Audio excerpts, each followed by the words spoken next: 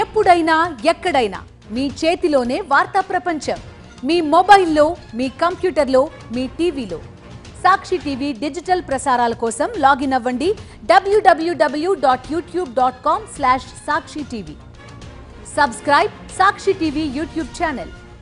ఇప్పుడు Indian silver screen పై అత్యంత భారీ బడ్జెట్ మూవీ ఏదంటే రామాయణ అనే చెప్పుకోవాలి. 2 భాగాలుగా రానున్న ఈ సినిమాను ఏకంగా 4000 కోట్ల వ్యయంతో తెరకెక్కిస్తున్నట్లు నిర్మాతలు ప్రకటించారు. ఈ మూవీకి నితేష్ తివారీ దర్శకుడు, రాముడిగా బాలీవుడ్ స్టార్ రణబీర్ కపూర్, సీతగా సాయి పల్లవి చేస్తున్నారు. కేజీఎఫ్ ఫేమ్ యష్ ఇందులో రావణుడిగా కీ రోల్ ప్లే చేస్తూ, నమిత్ మల్హోత్రా నిర్మాణ సంస్థ ప్రైమ్ ఫోకస్ స్టూడియోస్తో కలిసి తన నిర్మాణ సంస్థ మాస్టర్ మైండ్ క్రియేషన్స్ ద్వారా ఈ సినిమాను ప్రొడ్యూస్ చేస్తున్నాడు. ఈ సందర్భంగా మూవీ టీం మాట్లాడుతూ సీతగా సాయి పల్లవిని ఎందుకు ఎంపిక చేశారో రివీల్ చేసింది.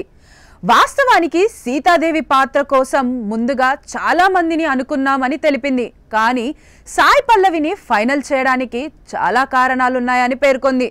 సాయి పల్లవి గ్లామర్ రోల్స్కు దూరంగా ఉండడమే కాకుండా అందం కోసం తను ఎలాంటి సర్జరీలు చేయించుకోలేదని తెలిపింది. సహజ అందమే తమ సినిమాకు కావాలనుకున్నామని, అలా ఒక సందేశం ఇచ్చినట్లు కూడా ఉంటుందని టీం రామాయణ వెల్లడించింది. దీనికి తోడు సాయి పల్లవి మంచి నటి కూడానని, ఎలాంటి పాత్రనైనా సులువుగా చేయగలదని తెలిపారు. అలాగే రాముడిగా రణబీర్ని తీసుకోవడానికి కారణాలు కూడా మేకర్స్ వెల్లడించారు. రణబీర్ ముఖంలో చాలా ప్రశాంతత కనిపిస్తుందని అన్నారు.